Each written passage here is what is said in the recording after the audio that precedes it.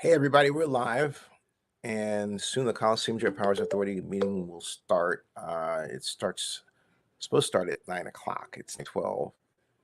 Believe me, it didn't start on time because couldn't get the link to work quite right. But what I discovered is that if you download the Word document, the link is live as opposed to the PDF. So that's the biggest difference. So once I realized that, and then after, hey, everything else will work, right? Um, yeah. So we are here, and the agenda is basically reports, but then there's also this unnecessary, in my opinion, consideration to wind down the Joint Powers Authority, just as the JPA is faced with the emergence of AESCG's ownership of the Coliseum and a need for some type of city connection um, liaison organization, which the JPA should logically serve as, right? So, all right, so here I believe we're going. Hold on a second, let me turn up the volume here and see what's going on. Okay, so I think they're gonna do, yeah.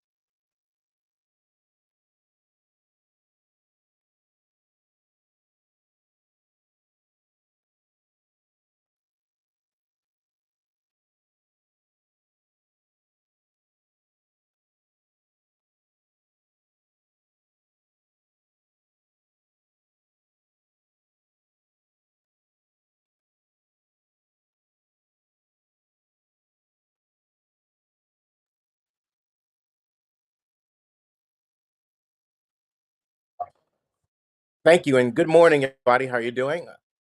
Henry, I want to thank you very much for the raise issue and my idea that we should go after the race to have them be a tenant at the Coliseum. As some of you may know,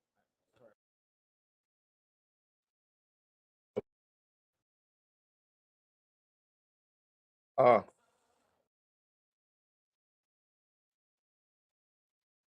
sure, I'm going close as a. Yeah, I just texted, but I guess you did right here say that. Awesome. Okay, let me start again. As many of you, stadium was damaged, its roof completely torn. Coliseum here in Oakland remains the only baseball stadium. And my conversation with Henry, well, email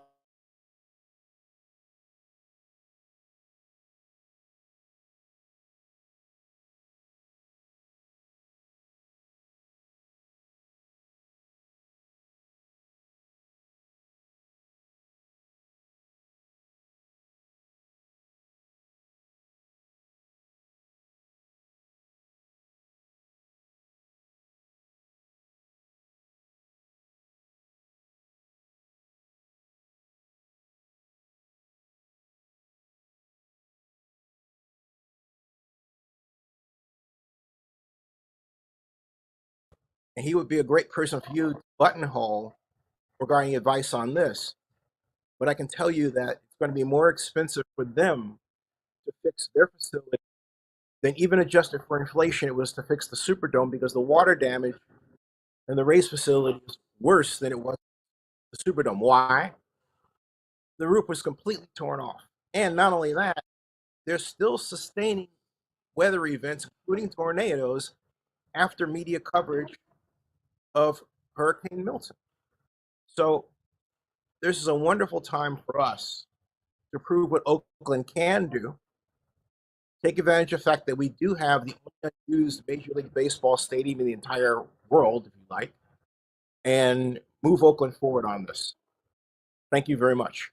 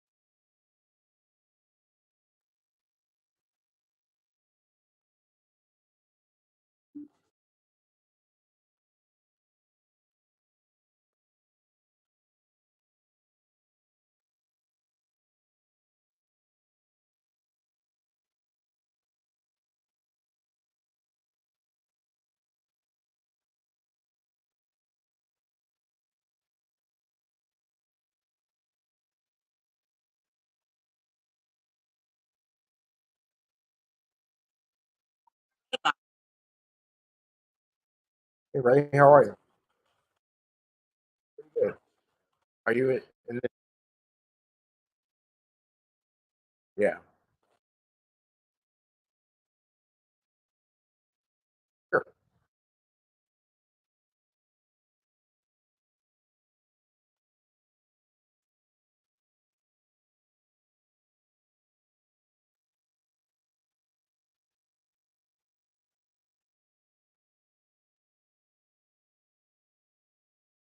Okay.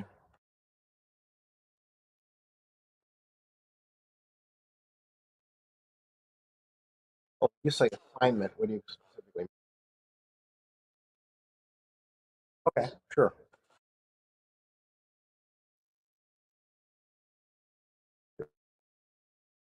Yeah,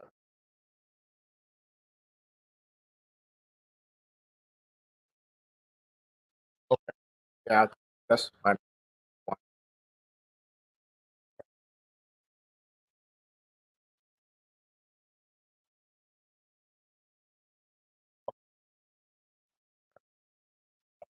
I bought somewhere else, but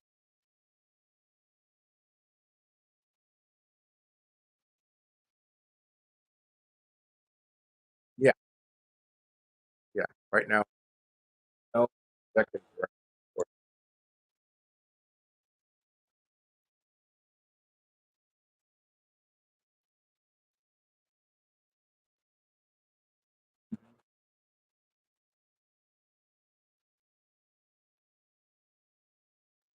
Also,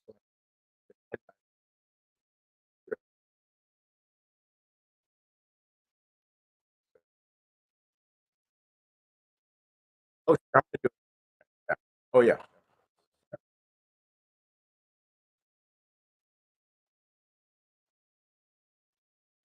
Right.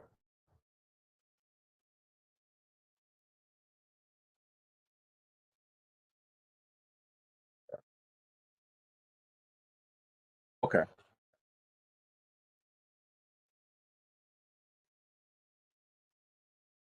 Okay.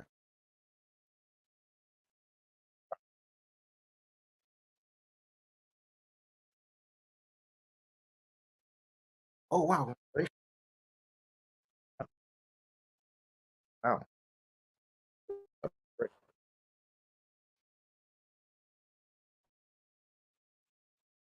Yeah. All right. I'll call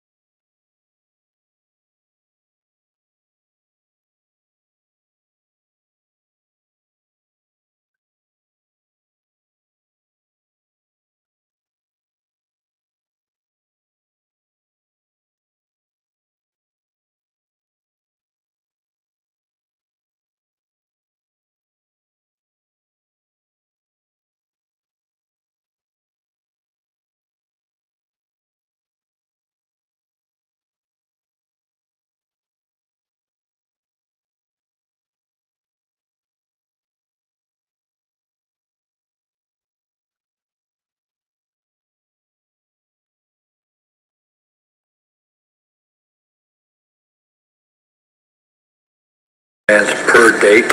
So over Thursday, Friday, Saturday, Sunday, 15 per gate, and then repeated again. Yeah, that would be our hope, somewhere between that 10 to 15,000 mark. The reality is, the way it's setting up is a tournament-based model for the moment. So we will have all of the teams, all 6 teams of the league playing here across those days. So there'll be a good variable number of players and teams, and I think that will attract a number of fans. 3 of our teams in the league are aligned to IPL teams within the Indian Premier League, and so they've got a very strong existing fan base across the Mumbai, Chennai, and Calcutta markets as well. So not great unicorns as we look to build our own fan base, but those 3 teams already have a very strong following within the broader East Bay community. Thank you.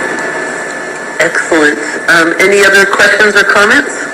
Well, thank you so much. It's great to have you all here and looking forward to attending these cricket games. Thank you, Madam Chair. Thank you, members of the board, and hopefully we can make this happen. Thank you.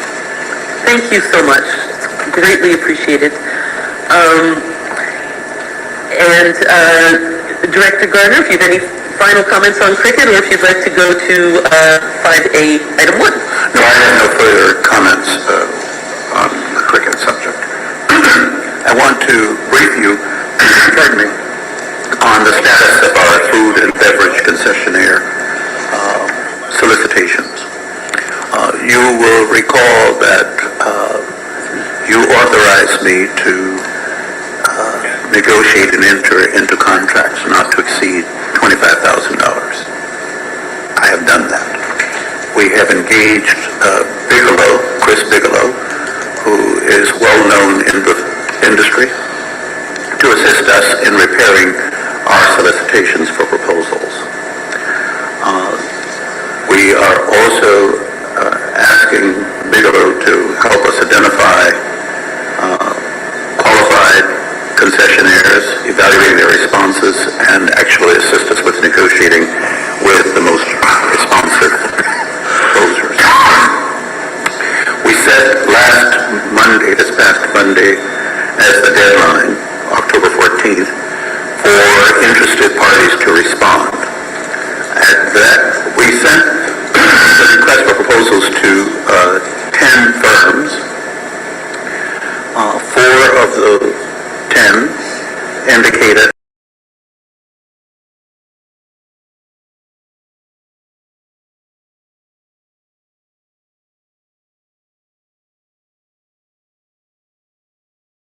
proposals that we will be considering. We have some specific questions for all 3 of them that we have put to them, and they are now preparing responses for those. I will be working with Bigelow to do the evaluation, to rate not a numerical ranking necessarily, the best qualified and most responsive of the 3. I am encouraged that we did receive 3 proposals. Yes. And all seem to be qualified to undertake this work. I will keep you informed of the status of that. It is important in several regards. One is with our agreement with Roots, we did negotiate that we would be the first to undertake the solicitation, and if we were not successful, we would then turn it over to them. Right now, it appears that we probably will be successful. There's another piece to this. While we always had as an absolute fallback, if we were unsuccessful and if Roots were unsuccessful in securing a qualified provider, that the last resort would be food trucks. That will not work if we are successful in getting concerts here, and we're still laser-like in the pursuit of that. In order to secure a concert in the stadium, we will have to have an F&B provider, or we'll have to pass on that opportunity. So we're keeping all of that in mind. Right now, the proposals only have the Roots games and you heard the discussion, and it's very preliminary right now. We've got to work out some stuff. If we're able to secure an agreement with the unicorns, Mr. Miley, with the unicorns, then that could change the calculation of profit and loss. But the responders did not have that. And so, of the three that are remaining, that will be under discussion, but we have not entered into an agreement with them, but that's something that we'll be analyzing as well. As I said, if we're successful, we will not be successful in securing any concerts in that stadium if we do not have an F&B provider in place. So all of that is part of the mix. There are several challenges with this, as I laid out. It's a short-term agreement in the industry. And two of our providers, one in the arena and Aramark, concluding its contract in the stadium, neither of them provided a response. They declined. There are some challenges with this. The union agreement expires the end of November. We have been very clear with providers that there is a union here, and if you plan to provide this service, you're going to have to accommodate the unions. Accommodate not meaning whatever they propose, but, again, reasonable and prudent, so they know that. And we were very clear in laying that out so that there were no surprises. But again, this is a short-term agreement. There are several things in this agreement that we are requiring them to do. We still have the open question in the kitchen. When the A's and Aramark leave, what stays, what goes, we're in those conversations right now. So, and the proposers know all of that.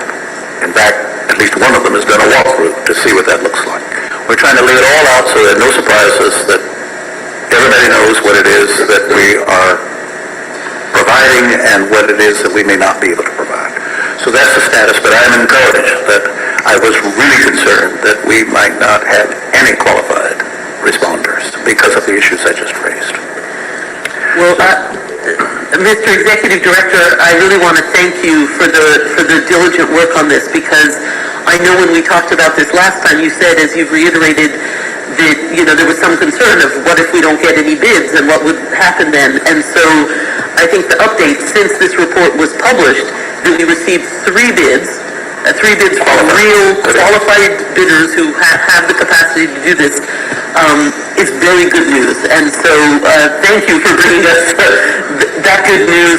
And of course, just to reiterate how this connects to the other item we just finished talking about, the more events we have, the better a deal we can get on a food and beverage contract. So making sure that we expedite the work to bring in these cricket events, I think would then further us the ability to get a good deal for food and beverage, and to have that generate the revenue. And then, of course, to also be able to bring in concerts, because we would know we had a food and beverage concessionaire, which, of course, any concert promoter who wanted the stadium would want to know. So I think the pieces all fit together, so we're excited to get things going with cricket, but also super happy to hear that you got three qualified bidders and that those discussions are ongoing. So to my colleagues on the board, questions or comments on this item? Commissioner Beam. I have a question. Is it two separate food and beverage contracts, one for the Coliseum and one for the stadium itself? That is correct. Currently, Levy has the contract for the arena, and Aramark has the contract for the stadium. And that contract with Aramark is actually a contract between the A's and Aramark. The Levy contract is a contract between the JPA and Levy. And so just to clarify, the Levy contract in the arena is already in place. It is in place. That contract expires in 2026. I don't remember the month. And so It's the middle of 2026. correct. I think. And so the current negotiations that you're describing are specifically for the It's for the stadium. Coliseum Stadium. and the arena is already handled for the... That is correct. Okay. Any other questions or comments? Are there any public speakers on this item? For members of the public wishing to speak on the Executive Director's Report 5A, please raise your hand. After your name is called, you'll have 2 minutes to speak. I see one person, Denny Abraham, with his hand raised. Okay. I'd like to go back to the ticket matter because in the agenda report, of the 3 paragraphs in the ticket, only 2 of the paragraphs concern it. There needs to be a more thorough report about cricket, the market, such matters as, for example, the gentleman mentions a live stream, but the nature of a live stream is people have to know that a live stream exists to find it, which begs the question, hey, are we going to commit marketing dollars to sell this so that people know where to find it, so you get the casual audience to want to also come to the games and spend money and thereby improve the performance of cricket in the Coliseum by that much. So there really needs to be a laying out of what a plan is, even if we have to adjust it, because right now it's very piecemeal. And that really needs to be corrected. I don't mean to be insulting or anything, just, make an observation.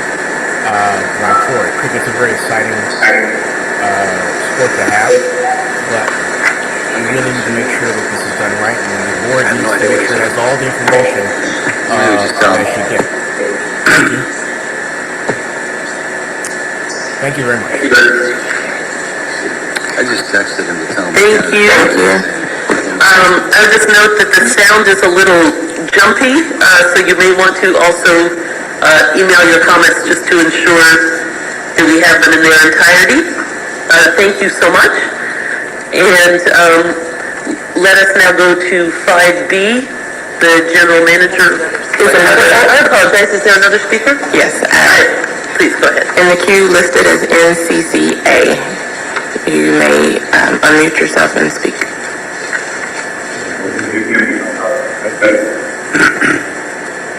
Yes, go ahead.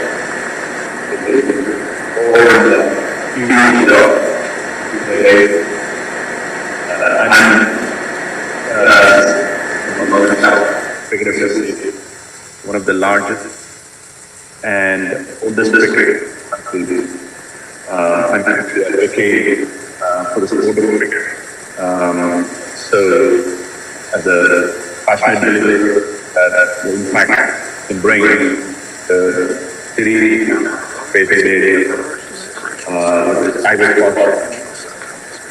we as an organization, hello. Wow. So they took the Hello. Yes. I can hear. Sorry. We have about thousands of members in our the Northern California Cricket Association, not just from the Indian community, but the larger South Asian community, people from Bangladesh, Pakistan, Afghanistan, Sri Lanka, Nepal, and a lot of them play in the league here, and there's a huge cricket following in Bay Area, and particularly the Alameda County. I humbly request you to embrace cricket at the stadium. Oakland, in the Coliseum, with its cherished venue for different sports and entertainment, it'll be a great addition to have cricket there. And I understand the decision comes with a lot of considerations, including logistics and scheduling, but I firmly believe that the benefits far outweigh the challenges. I thank you for your time and consideration. I look forward to your support in making this vision a reality. Thank you. Thank you. Are there any other public speakers on this item? May I have a question? Yes, Commissioner Buchanan. Yeah, as we go out and try and secure more event dates for the Coliseum specifically, and I hope we're successful doing that, do you anticipate any extra CapEx that will be needed in order to maintain the quality level of the Coliseum? It will depend upon the event. we have been able to attract concerts in the Coliseum, and there have been no major issues concerning the facility or any needed capital improvements, etc. I should mention, cricket is on the table. The chair made a reference to prior negotiations and discussions regarding, but that was the International Cricket Council. They came out and toured the facility and had no issues whatsoever. Now, that, again, it depends upon the event, and it depends upon whether or not the stadium continues to hold up. But right now, while it's not a state-of-the-art facility, it is quite functional. Currently with EAs, or previously with EAs, if a seat broke, were we responsible to fix it, or did the A's fix it? We took on that responsibility. So we've been doing that all Well, we've been doing it ever since they started breaking. And as soon as we realized that one of them was broken, same day, many times those were repaired. Since you mentioned it, that was never a major issue. And I want to say that for the record. That was never a major issue. Thank you,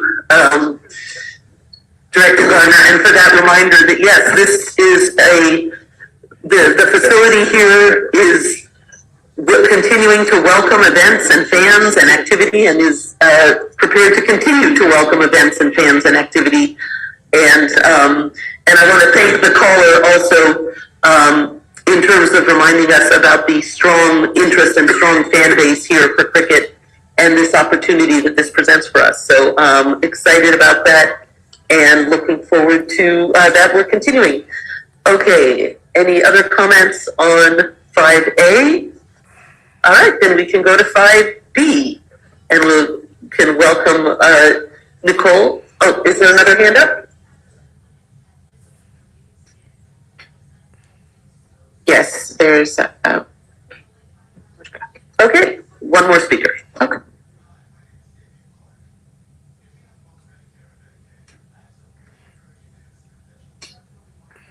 Speaker, you're allowed to unmute yourself and begin your 2 minutes. Who's the speaker? No idea who the speaker is.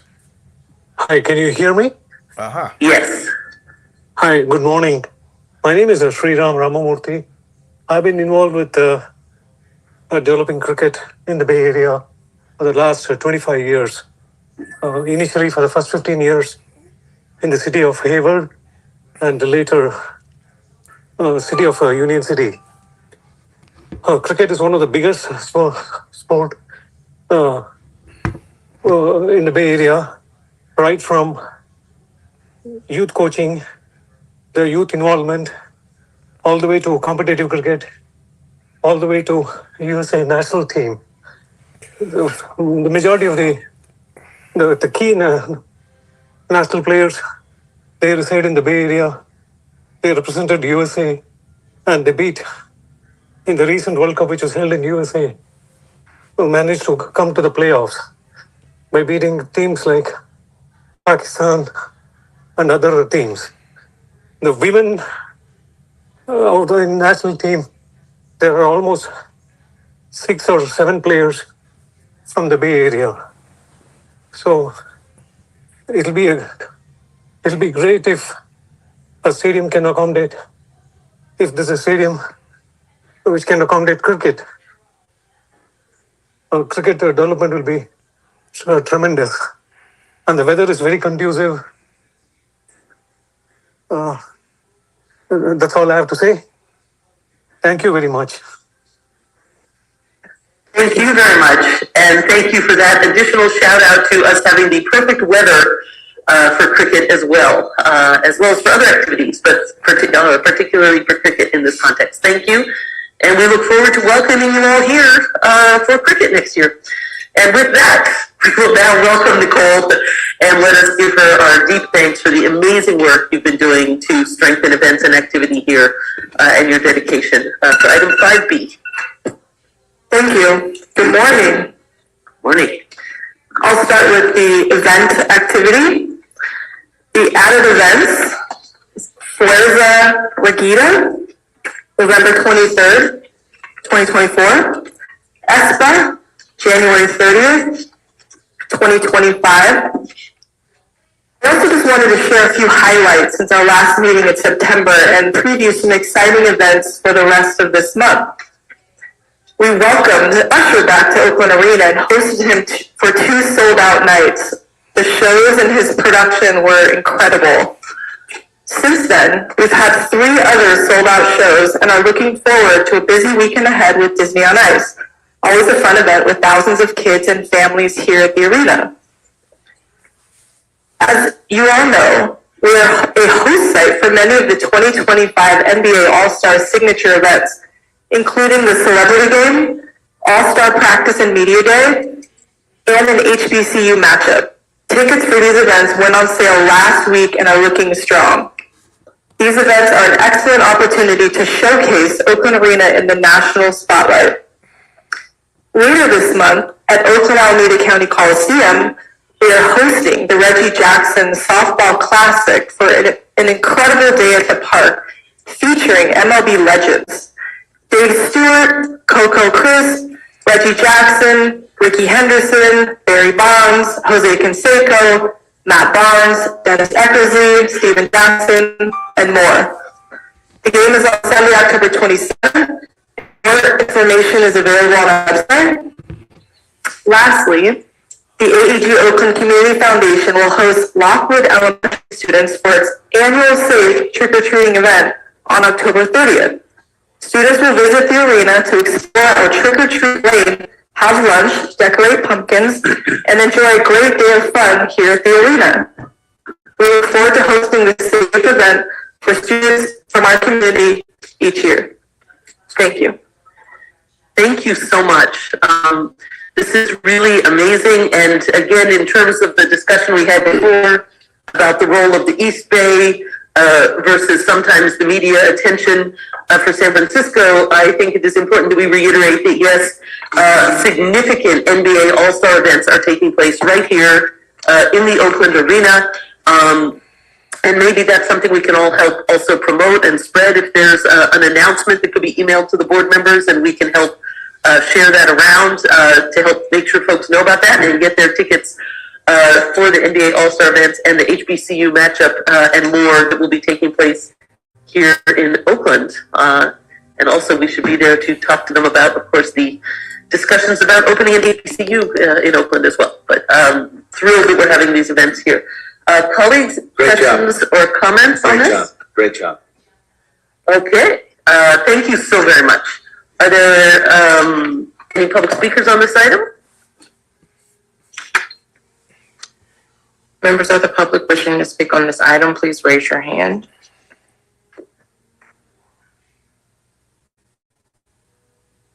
There's no one in the queue with their hand raised for this item. Great. Then let's call in item 6. Okay. Item 6. Great. Rebecca says great. Discussion, wind down issues. Oh, brother. Thank you so much, Mr. Fegner. Madam Chair and members of the commission, I have a PowerPoint presentation on this subject. You might recall at the last meeting, I gave an oral report, and because of the interest in what it is that we need to be focused on in the next few months, I decided to actually prepare this PowerPoint presentation, calling it Wind Down Issues. As an introduction to this, I have said before, it will repeat, this question keeps coming back. Does the JPA have to go away after February 2026? The answer is no. The outstanding bonds say that the JPA may not go away until all of the bonds are retired. And I will be going through that. But for starters, the bondholders have nothing to do or say about what happens to the JPA once the bonds have been completely retired. and that date is February 2026. Next slide, please.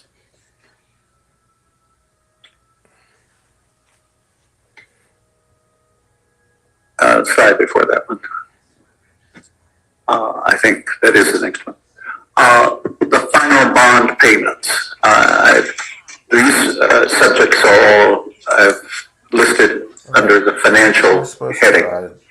Pay off the stadium debt will be retired on February 1st, 2025. So it's just a matter of months. And the outstanding amount is $2.4 million. I'll give you the right to. Okay, because he's the arena debt, which was issued 1 year after the stadium debt, will be retired on February 1st, 2026. The current amount is approximately $16 million, and $8 million of that or so will have been paid by February 1st, 2025, with the remaining $8 million due February 1st, 2026. The final payments for both of these bonds, this question has come up. What is it that the city and the county need to budget for? The trustee holds in a current debt service reserve account these final payments. So we need not budget the final payments in the fiscal year in which those payments are due. I think we have probably assumed in the current year's budget that the $2.4 million would be paid indirectly by the city and the county. But as a matter of fact, the trustee is holding that $2.4 million. And we have confirmed with the trustee that they expect that the amount that they're holding is sufficient to completely retire the stadium bonds on February 1st. And so likewise, in next fiscal year, we would need not to budget for that final $8 million because the trustee is holding that amount in a debt service reserve account. Any questions or comments regarding that? Next slide, please. Also under financial, we will need to consolidate the JPA and ASM financial matters. And the reason that's important is those right now are managed and held and reported separately. But as we wind down, there are certain financial records and payments that the JPA has directly and some that ASM has directly, and we'll be consolidating those so you get the complete picture of what's there. We will need to conduct an analysis of the balance sheet. What stays and what goes, who gets what. And of course, the current reserve funds will be a subject that we will be looking at. We do have reserve funds. Many of those already have claims on them and will continue to be held so we can meet those obligations. But at the end of the day, there are most likely surplus funds in the reserve account. And as we get closer, we'll be doing an analysis and telling you what that looks like.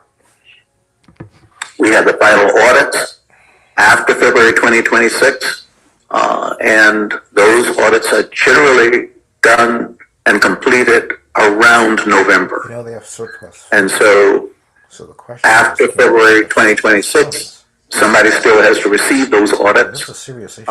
and it's become part of our final records. We have reported in the past the Empire retirement plan. We're still working with Dietrich and Associates on that. And our hope and expectation is that we will be able to market that plan to a qualified insurance company that will take it over, and we will be done with it. That is our hope and goal. Then there's the question of what happens after 2026 February. If the sale is not completed, the JPA would still be in existence in all likelihood. And if that's true, there are subsidies going forward that we're currently subsidizing. And the stadium is running a deficit, even with activity, in the range of $12 to $14 million annually.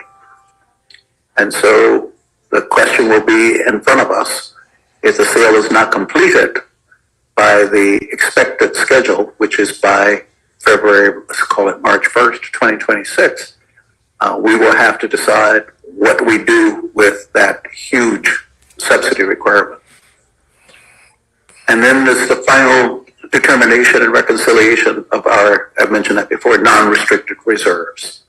Reviewing that and deciding what that amount is. And of course, once that's decided, half of that belongs to the city and half of it belongs to the county. Any questions or comments regarding those items? Thank you so much. Does that complete your presentation? No, there's a lot more. Why don't we complete it and then we'll take questions and comments. But that completes the financial part if somebody wants to ask a question about that. Commissioner Miley. Yes, the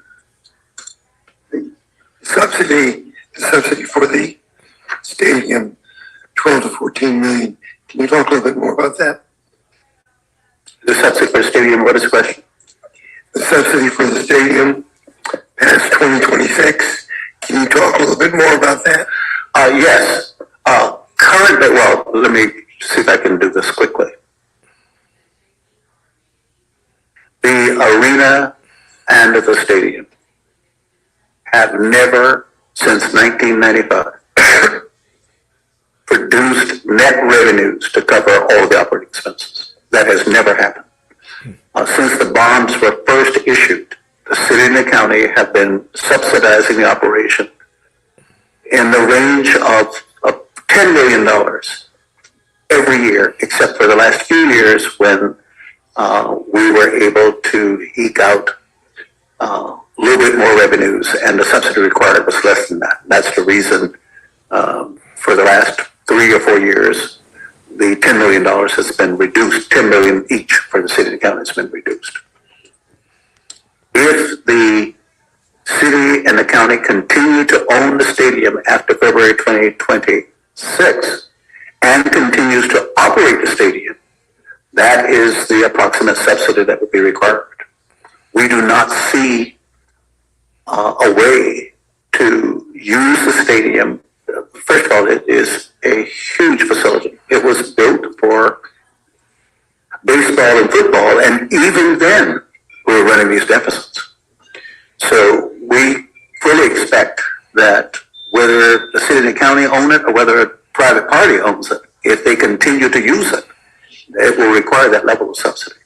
And that's a result of simply maintaining the building, the utilities, the insurance, the security, all those things. And then the events do not generate net revenues to cover all of that. They don't come anywhere near it. They never have. Okay. Are there, okay. Next slide. There's further question? Yes, regarding financials. Yes. So when we're looking at the financials from the first slide and this slide, does the sale of the Coliseum, does that money go to any of the bond payment or retirement plan? And does that go to any of these things? The sale of first, the complex is owned 50% city, 50% county. The Joint Powers Authority is not involved in the sale or disposition of property at all. You will recall that the county moved first to sell its interest, and then the city followed after that. And so what happens with the sale of the property, that goes to the city and the county. Okay. They have 50% ownership interest in the property, but the Joint Powers Authority is not involved in that at all. What they do with their 50% is strictly up to the Board of Supervisors for the county and up to the council for the city. But whether or not they would be willing to continue to subsidize any of this, we've had no discussions about that. Because the expectation was that by February 2026, the city and the county would be out of it.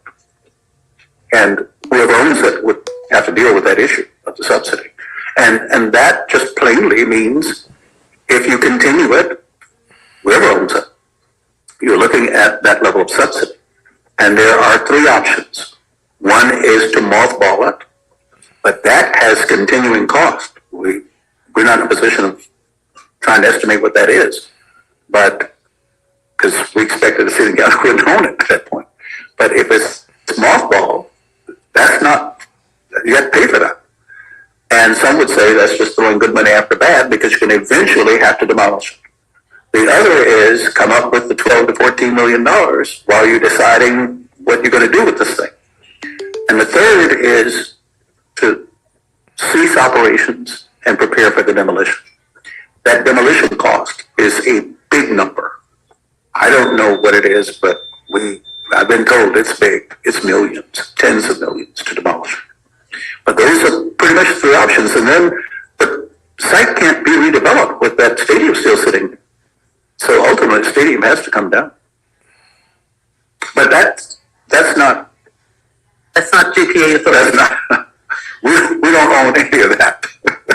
We only own until February 2026, assuming that the property will be sold and the deed will be recorded at county offices, and then the city and the county are out.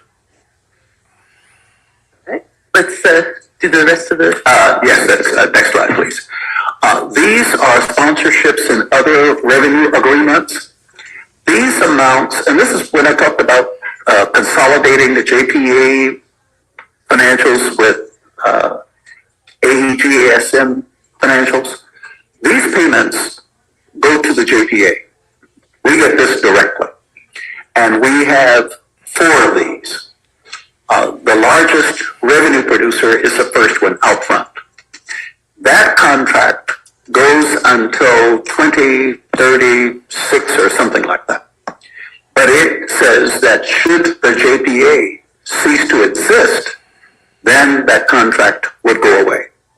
Now, all 4 of these, we have already started conversations with the presumed purchaser, that's ADSCG at this point, that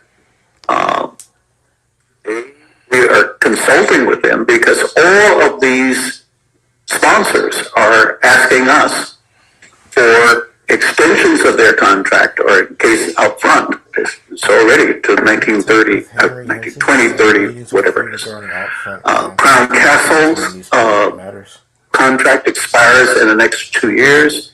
AT&T, I don't remember what the expiration date is on that, and Verizon. But when the JPA goes away, the future owner would probably want to still keep these contracts.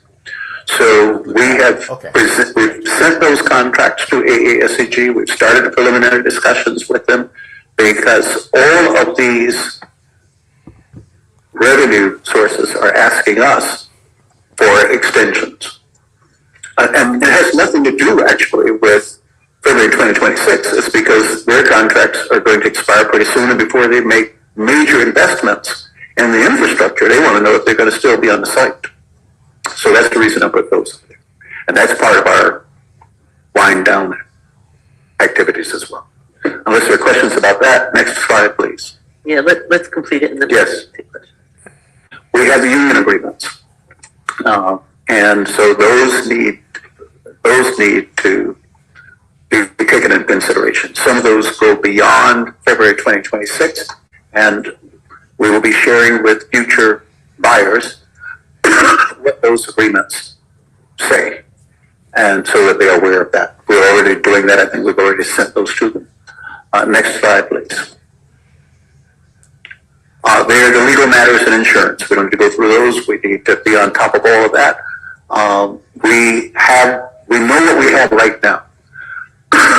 It could be a claim or a lawsuit resulting from some alleged or actual injury the last day we own it. So there will still have to be follow-up. We have to have protocols and processes in place for how we deal with that. and also with insurance renewals and risk management, as long as the city and the county are still owners. Next slide, please. Ticket sales and events.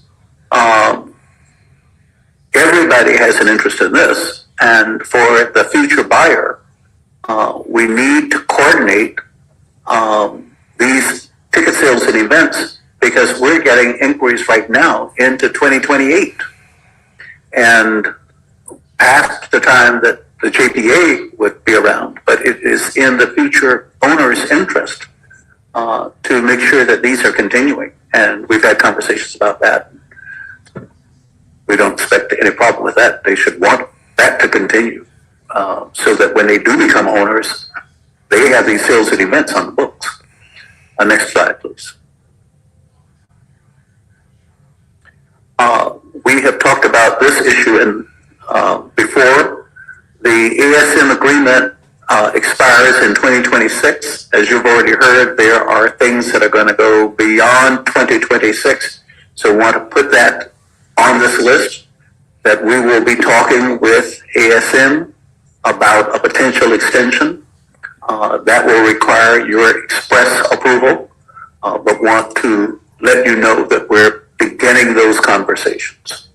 There needs to be continuity past February 2026 in our interest and in the interest of the future owner, whoever that may be. I think that's the last slide. Is it? Oh, the administrative issues, yes. These are the things that we have to do. We have to maintain the records. We have to do certain state filings. We have to deal with the disposition of what would be personal property, meaning in this sense, furniture, copiers, other equipment. What goes, what stays, how do we divide it up? City to county own half of that. And I think, is that the last slide? I think it is. I'm not looking at my notes. I think that's it. So any questions or comments about what we're doing? I'm asking the people who support me in this role to continue to add to this list. It is not complete. This is the first draft.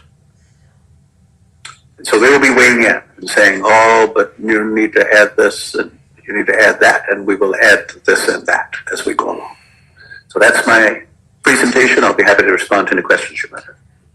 Well, thank you so much for pulling this together. This is incredibly helpful and will allow us to have, as you say, a prudent and responsible path forward, so that all of the items that need to be dealt with can in fact, be dealt with. And of course, as you pointed out in one of the financial slides, the JPA does have significant money in reserve to cover the costs of these items as they get resolved and figure out what they're going to cost and such. So I don't really see much cost to these. always good to hear. Well, yeah, because I don't see much cost to these, because a lot of these are things that we just need to do administratively. We need to have conversations with the future owner. The biggest cost items, one of them you've already dealt with. Those bonds on the stadium are retired February 1st of next year, and the last payment for the arena is February 2026. And so we have to budget for this next year, but then that final year, the trustee's holding that money. Those are the biggest cost items. A lot of this is administrative. And of course, thank you so much for taking care of that. Mr. Vice Chair Miley. Yes, thank you for this. So, you mentioned the JPA doesn't have to go out of existence. Why would we want to stay in existence? Now, if we're obligated to, because of some of the wind down responsibilities, that's one thing. But otherwise, as county supervisors, David and I have to talk to our colleagues about prospectively what we're going to be doing. So why would we want to stay in existence? Because you have SCG. Two things. Oh, boy. Because of the things that I've outlined, there is no switch that we can, flip, and well, we're done. Right. That's the reason I'm presenting this. There will be these tail end things that somebody's going to have to do it. And that will probably go on for several months based on what I've outlined here. At that point, the question arises. Given the structure of the Joint Powers Authority and its purposes as outlined in the Joint Exercise of Powers Agreement, most of that would go away because there's this new owner. So if there's any interest in a Joint Powers Authority that the city and the county would create, it wouldn't look like the current one. It would have a different set of vision and objectives and all of that.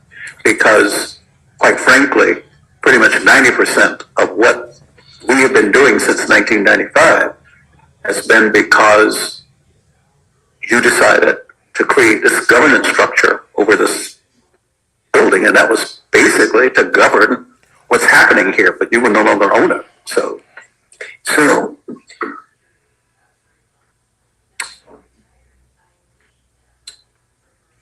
I didn't think I'd be here when we wind things down, but obviously I will be. I mean, we started a long time ago on this trail. My days on the city council are now here. So here we're coming to the end of the journey. So it's going to be helpful for me if you've laid this out, but if we can also get a sequencing in terms of a time frame, one of these things will be sequenced in, what needs to be done. I'm anticipating I'll probably be chair of this body next year. Sure. David will probably be the chair of the board of supervisors. So I just, this is all new to me. This is new territory. So I kind of need to have a good handle on this, both from a political perspective as well as what's the best perspective in terms of serving the public good. Because there are a number of pieces we're working with here, and then there's some outside variables as well. So anything you can do with council or whatever to kind of help us in terms of sequencing this, the particulars associated with it, et cetera, et cetera, the activities that are taking place here. There's just a lot of different nuances. Sure. Yeah. We can do that. And some of this can be sequenced, but some of it is going to be ongoing. And we won't be at a conclusion until we're near the end. But we can do what you have suggested. We can certainly sequence these, and we will be taking on various responsibilities amongst the group in terms of leading these clearly. One is just really very clear. Obviously, the JPA Council, for those things I've mentioned legally, would be leading that. But we can respond to your And just two things, because with the wind down in the JPA, as you said, some things might not come to an abrupt halt, and there might be activities and responsibilities that would take place in the 2026, 2027. Who knows how some of this stuff, plays itself out? Do we have any intelligence on other wind downs of similar operations anywhere? Do we have a roadmap we can follow? That might be new to you too. recent experience. Actually, I think the county has a JPA. I don't know. Do you have a JPA? But if there's magnitude. It's been a long time since I've been involved in a JPA. Many of them are in perpetuity. Don't It seems wind down. like. That's the thing. Have you guys done anything? JPAs don't wind down. Oh, the county may have, and so we can talk about that. It's just to go dormant, but they Thank just, you. Does county council want to add anything at this time? No? Okay. And I do want to appreciate also, we do have a fairly comprehensive list now from this presentation. And we're going to add to it. And so while we don't know exactly how much time each item would take, I think we have a clear sense of what the items are. And so, for example, the pension, which we know has to be entered into an agreement, that, as soon as it's ready, that could be brought to us to do that contract so that that piece is handled. Commissioner Halbert. Yes, and I admit I'm a bit slow on the uptake, not very smart. person. I beg to differ. So please forgive my naivety. If I ask the questions, the county sold its interest to the A's years ago. That doesn't close until February 2026 as scheduled. If scheduled, it's currently, we know, in litigation. But at the time, the contemplation, I believe, was that at the conclusion, if that ever concludes and consummates, that the A's organization would be in a JPA agreement with the city of Oakland?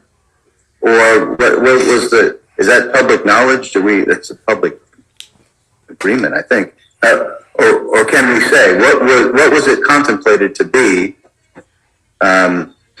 without the current discussions of the city of Oakland selling its interest and all of that? And what was it meant to be at the time the county sold its interest to the A's? Before county council responds, I think I commented on this before. There can be no joint powers authority between a private party and a public agency. A joint powers authority, by definition, is two or more public agencies that have like powers, I think is the language. So if the county was out of it, and the A's own 50% and the city owned 50%, the two of them could not form a joint powers authority. So then They do not have like powers. would there be a separate was it contemplated then that a separate operating agreement with another entity would be created? Like, what would happen if that happened? I do not want to bypass the county council if she wants to respond to the first part of your question, because I don't know what was contemplated when the county pursued this. So, Just did you have any pissed off. comments? The county was pissed off at the city. Director Gardner has anything through. responded as I would, and I would just add that Section 3 of the Joint Powers Agreement provides that the JPA continues in full force and effect so long as the members, which are the city and the county, shall own the Coliseum. So it contemplated that when one or the other members sold their interest, that the JPA would cease to exist. So that would be a rather sudden and abrupt and immediate dissolution of the JPA. Well, state law does not allow for that abruptness to happen, given the steps that have to be taken for closeout. And technically, the JPA can continue to exist as for purposes of winding down its business, closing out its business. But it can't enter into new agreements except for the purposes of winding down. So, for example, one of the items listed is insurance, and we would likely need to acquire coverage for trailing claims because currently our insurance comes through ASM, and when their contract ends, we wouldn't continue to acquire insurance through them. There are a lot of things that would continue to occur after we cease to exist for purposes of business. Okay, so it would cause the winding down, and we can start talking about that now in anticipation of that. And if it's been reported that the city is looking to sell its interest and has entered into that discussion, and that could happen as soon as before the middle of next year. If that were to happen, it would then cause the beginning of a wind down because of them selling their interest, which we know would precede February 2026, which is the soonest the county side could close. So it may cause the winding down even sooner than the county sale would cause a winding down. So the JPA must continue to exist until the bonds are satisfied. I understand there have been discussions about early redemption or payment of the bonds. But again, if one or the other of the members sells their interest, leaving one member behind, the JPA will end, and then the remaining owners of the property as tenants in common may be of interest to them to work out a joint tenancy agreement or some sort of operational agreement or to pursue terms about how they will function going forward with their new partners. Okay, I guess in all of this, I would just comment that buyer beware, buyer understand what they're buying, that they would have those conversations with the entity selling, that would be the city's council or the county's council, and they would also want to consult with you as our attorney. They should just be having those real detailed conversations, I guess, because this does get complicated. One of the things we have not said, and I hesitate to say it, if it comes to pass that on February 2026, the sale of the property is not concluded, the JPA still, the city and county still own it. And they say, you keep your governance role until all this stuff is done.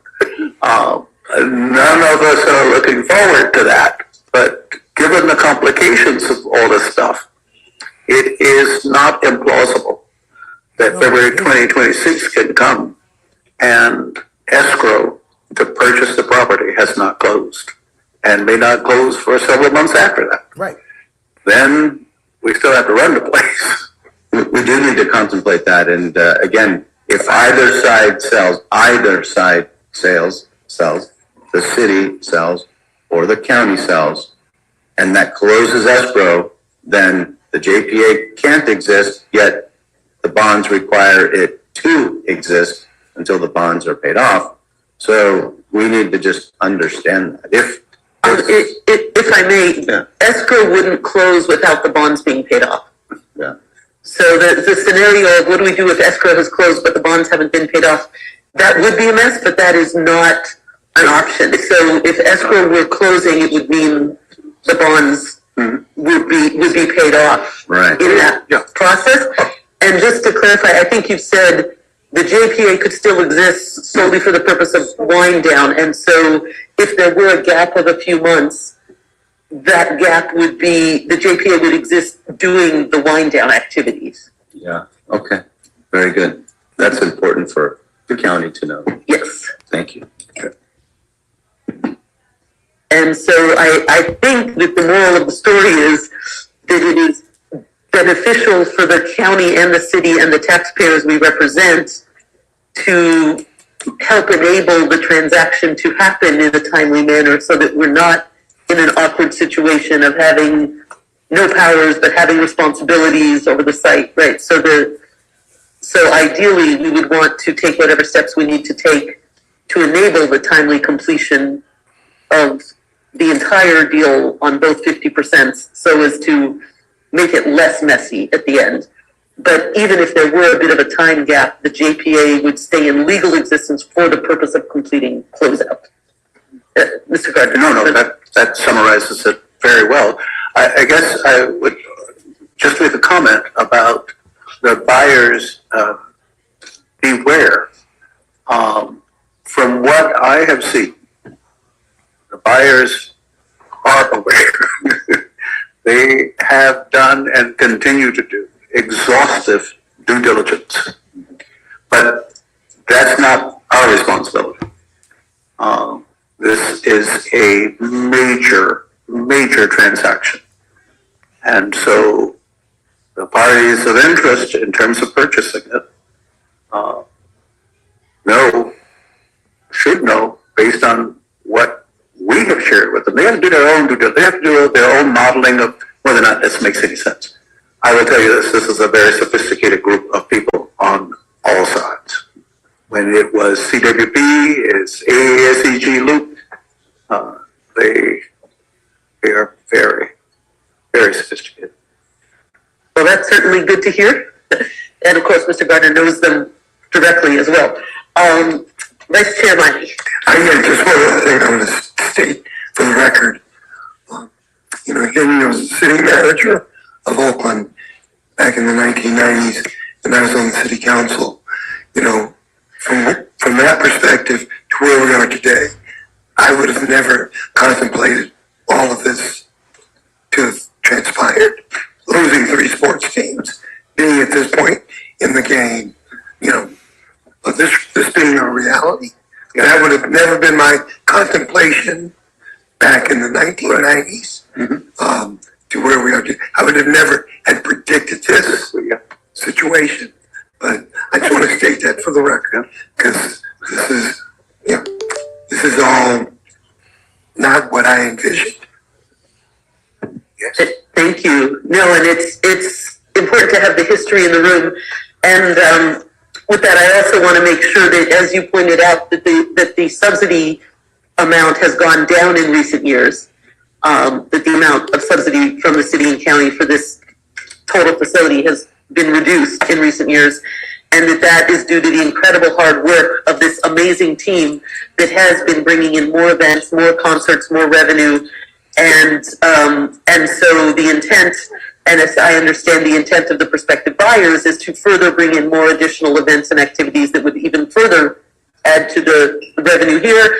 And in the interim, while we are in fact still responsible for this facility and its revenue generation for the coming season, that we have this amazing opportunity to bring in cricket, for example, as one more example of something that brings in more revenue and further thus reduces the weight on the public and on the taxpayers and increases jobs and activations. So the more activities and events and bookings we bring in, the better the financials of this, and thus to the city and the county and our shared constituents. So with that, are there any public speakers? From members of the public wishing to speak on this item, please raise your hand. Yes, we have one person with their hand raised, Zinni Abraham. All right, 2 minutes, please. You're allowed to unmute yourself and speak. I did. Thank you very much. Yeah, there needs to be a removal of discussion of wind down. Again, and this has just happened today, there are certain conversations that are having between Blue Capital and the city of the county, and AESCG is part of that. But I know that some of the matters that were mentioned in Henry's presentation, they didn't know about until now. So these due diligence conversations are really just beginning. And I'm saying stop the wind down talk, because it needs to be talked about in terms of transfer. Also mentioned the idea that the JPA could go away if ownership was taken away city or by the city or the county. But what I'd like to know is there's actually 3 different versions of the JPA's enabling legislation. The first one was 1991. I'd like to know which one she's talking about. In any case, we need to have one document that's rewritten to reflect this situation. There's a lot of piecemeal meeting and activity going on. There's little coordination. Henry says we're not involved in that. Henry, you should be involved in it. Okay. We have to stop the piecemeal. We have to really have a giant task force that puts this together in a way where the city can benefit through the future. Let me give you a possible example. LA got a $700 million way back in 2011 for a stadium. It didn't even build. Why? They had the right presentation, the right calculations, and the right representatives at the table. AESCG is headed toward that. I attended the NFL Fall League meeting this week. One NFL owner, I will not name, said to me, AESCG is doing a great job. And I hope that signals to you what is possible in the very near future. Okay. So this talk of wind down and all this, take the wind down out of the nomenclature. Transformation's a better one, so they're not making these mistakes that are really starting to rear their head already. Okay. We really need to eliminate the wind down talk and think about transformation. Thank you. Thank you very much. And thank you for your many years of closely following and working on these issues. That concludes items 6. Seeing no other hands raised and no vote is needed at this time on any of these items. But thank you, Executive Director Gardner, for your diligence, and it's wonderful to have your wisdom for this important time. Thank you. So thank you to that. Colleagues, are there any other questions or comments? Okay, well, let us go forth, and hopefully we'll be playing some cricket. And by the way, when we heard second largest sport in the world, so the largest sport in the world is soccer, the second largest sport in the world is cricket. And so as we talk about what has been and what can be and what shall be, let us be clear, we have already signed with the largest sport in the world, and we are getting ready to bring the second largest sport in the world. And so we have great opportunity to continue to have activity and activation and excitement here. And with that, thank you all so very much. Happy New Year. Yes, may it be a year of ease and success and building a better and healthier future. With that, we are adjourned. Okay, folks, so they're adjourning that meeting. And as you can hear, I think there's some comments here. Oakland fumbled both Raiders and the A's. Oakland said just demolish the stadium and build houses. No, that's not going to happen because, look, AESEG is taking over the Coliseum, all right? So that's not going to happen. The objective has been to build Coliseum City. And in Coliseum City, the objective will be built. Okay. And Victor Fuentes, how you doing, He says it will be AESCG's decision to demolish or not. That's true. But Mark Davis asked me back in 2015 to come up with a plan, a stadium plan for the Raiders. I came up with one based on a refurbished existing stadium. So the stadium structure is extremely strong. I remind everybody that the Coliseum held up in the 1989 Loma Prieta earthquake without a scratch. No damage. That's the largest earthquake, one of the largest earthquakes in our history. All right? No damage whatsoever. So I think there has to be a re-understanding or a change of how one looks at the Coliseum as a facility. It needs to be upgraded significantly, but torn down. It doesn't need to be torn down. All right. So I'm right there. I'll see you all later. Subscribe to the bookmark. NFL News by Zenny62.com. Thank you.